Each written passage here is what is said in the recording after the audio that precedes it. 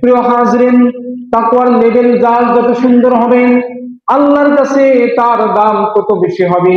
রব্বুল আলামিন কোরআনুল কারীমের 5 নম্বর সূরা সূরাতুল মাইদার 35 নম্বর আয়াতের মধ্যে বলেছেন, ইয়া আইয়ুহাল্লাযীনা আমানু তাকুল্লাহা ওয়াবতাগু ইলাইহিল ওয়াসিলাতা ওয়াজাহিদু ফি সাবিলিহি লাআল্লাকুম তুফলিহুন।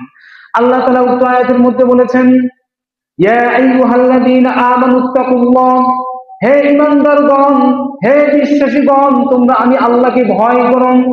আল্লাহ তাআলা বলতেছেন ওয়াবতাগু ইলাইহিল ওয়াসিলা, এবং তোমরা আমি আল্লাহর নিকটতম হওয়ার জন্য তোমরা ওসিলা তালাশ করো।